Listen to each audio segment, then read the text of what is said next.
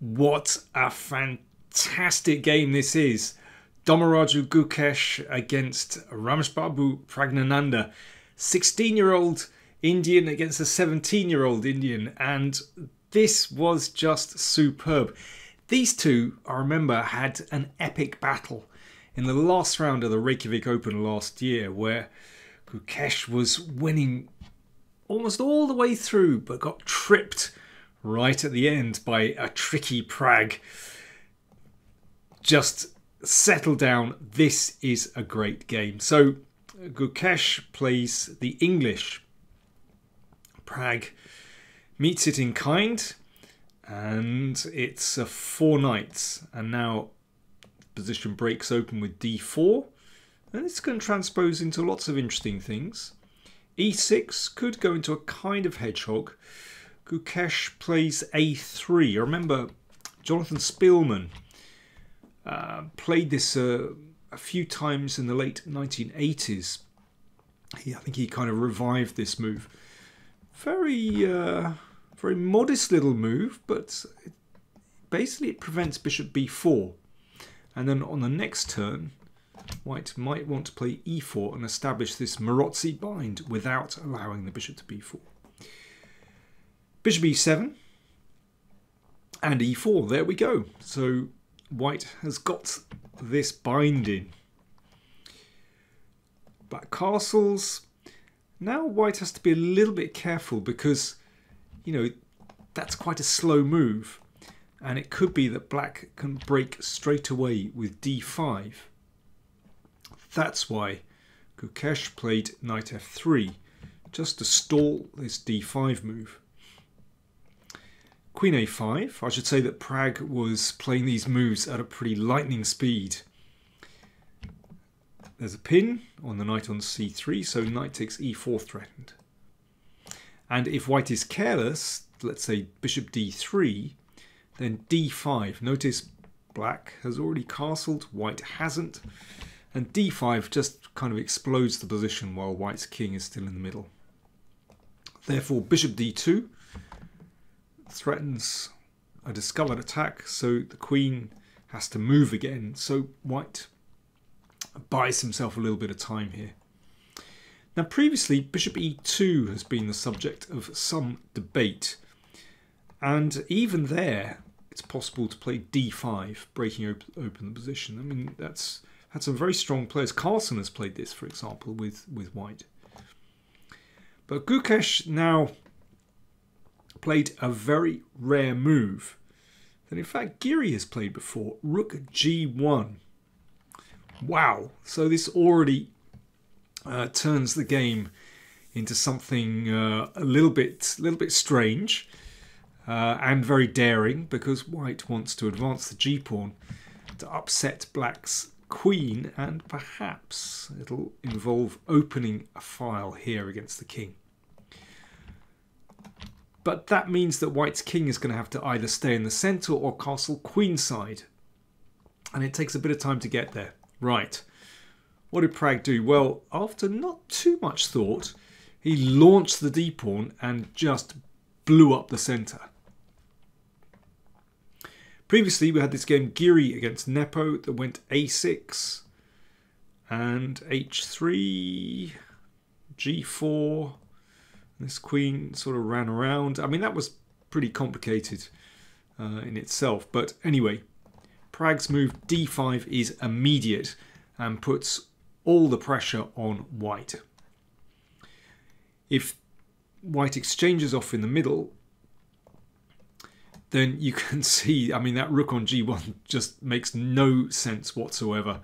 White's king is opening up, and this looks really chancy. Even though white's king can get to the queen side, once that bishop comes in, that looks absolutely dreadful. So after d5, well, Gukesh thought for about 2 minutes and played g4, so looks like he's still in his preparation. Now that really has to be taken. The queen is getting kicked around. So knight takes g4. So already this is very interesting. The g-file opens. How secure is that knight on g4? Hard to say. And now c takes d5 in the middle, e takes d5, and here if e takes d5, then bishop c5 is winning already. Threat to f2, and there's rook e8 coming as well. So knight takes d5, and now the tactics start. Bishop c5, threatening something down here. Queen e2. Clearly Gukesh looking to castle queenside, but hang on. What happens if this pawn is taken? Well, watch this. Bishop takes f2. Queen takes f2. Knight takes f2, and knight f6 forks king and queen. There you go. The rook on g1 comes good. So this position, and of course knight takes h2. This is also winning with a knight fork, or knight takes f2 as well. So how did Pragg meet queen e2? Well, he has to create chaos here before white's king runs to the other side of the board and white can consolidate and watch out for the open file. So he went for it. f5. And here Gukesh had his first really big think of the game. I think you need a big think in this position. He spent 20 minutes over knight f4 attacking the queen, which dropped back. Pragg played that in mere seconds. And here Gukesh played, I suppose, quite a natural move, rook g2, to defend this pawn. The computer likes knight g5, and it gets really, really chaotic. For example, queen e7, castles queenside, king h8, knight d5. Material is level at the moment, and the computer likes knight takes h7, and if king takes, then pawn takes pawn. Just opens lines here, basically. It's an absolutely mad position. Anyway, I'll leave you to analyse that one.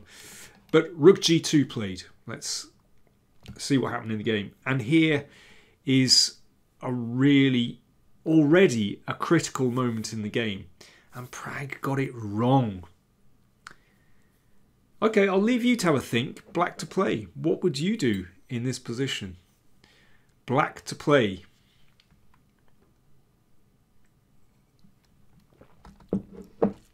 Well, Pragg was obviously worried about knight g5. But in fact, the best move here is to play pawn takes pawn. And after knight g5, queen f5. Now watch what happens. Rook takes knight. Queen takes, more tactics. Queen c4 check. And white takes on c5.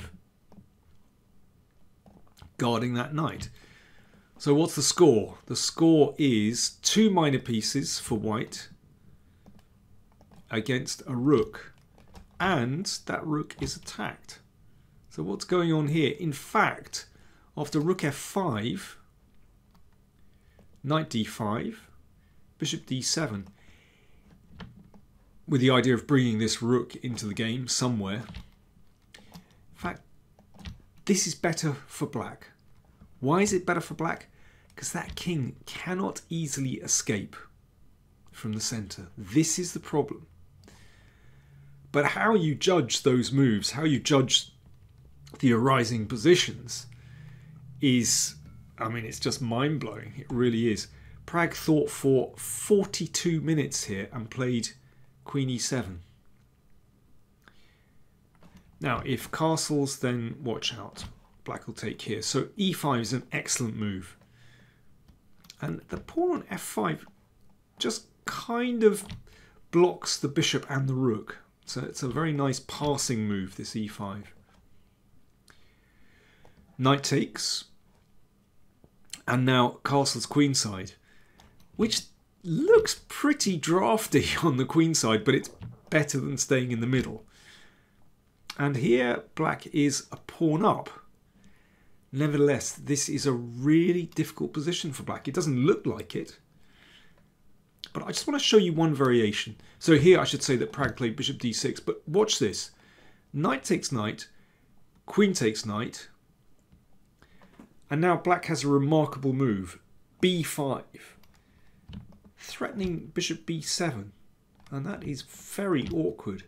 In fact, white is better here. Not with queen takes rook, because black wins the queen, and that's tricky for white.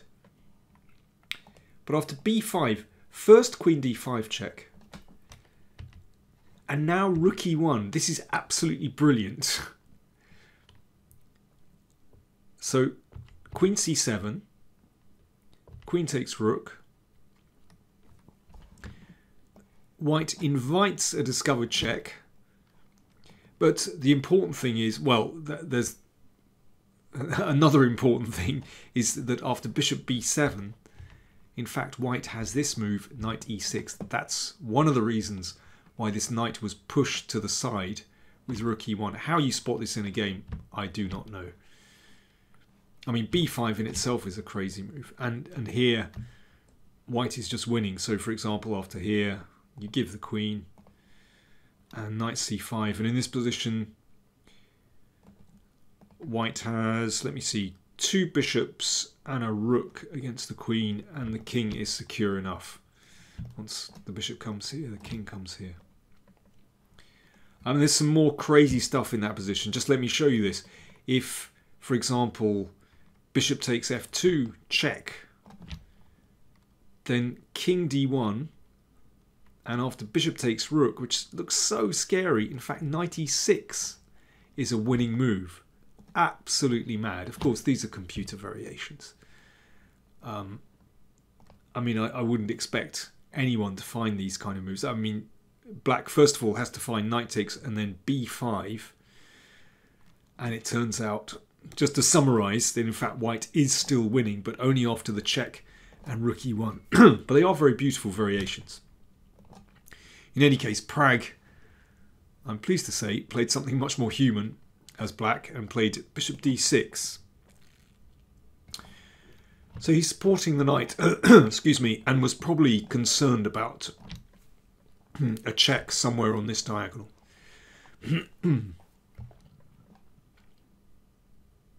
Bishop c3. Well, once that bishop reaches c3, I can imagine that Gukesh would have been feeling immense relief. That bishop is supported by a pawn, rock solid. It blocks the c-file, but it also points at that sensitive spot on g7. And the game is turning from this point. It's actually very difficult for black, incredibly. Knight takes knight, queen takes. Black still has to develop the queenside pieces. So bishop e6. And here, actually, the best move is to take here and just to play h3. And even though white, well, I was going to say pawn down, actually that levels the score, but this is tremendous for white with these 2 bishops and the attack on the g-file. Just a little tactic if, okay, a check, and then queen f7 loses to bishop c4. Nice pin. Okay, back we go. So in fact, knight takes is the best move, but Gukesh played h3 after some 17 minutes. And Pragg played, well, he didn't drop the knight back, which would probably lead to the variation we just looked at. He could have played bishop takes knight, which looks counterintuitive to give up that lovely dark squared bishop. But in fact, this is black's only way to hang on. And the point is that this knight can sometimes hop in here. Excuse me. But it's very tricky. I mean, I would not relish playing black's position here with the rook and the bishop lined up like this. But who knows? There could be some counterplay here, even sacrificing the exchange. But instead, Pragg played bishop e5 to block this one out, which is kind of understandable. But of course it's a piece sacrifice. Knight takes, queen takes, pawn takes knight. Now Pragg was obviously hoping that after bishop takes, white's shattered queenside pawns would give him some counterplay. Well, just one thing, of course, if queen takes, then rook c8 is a problem, pinning and winning. But in fact, white is safe enough here. So this queen can communicate with this side of the board, and this bishop can come across to defend. Rook d8 played. G takes f5, rook takes d1, queen d1. So this one is about to come into play somewhere along here. Queen a2. Looks a little dangerous. Got to watch out for this.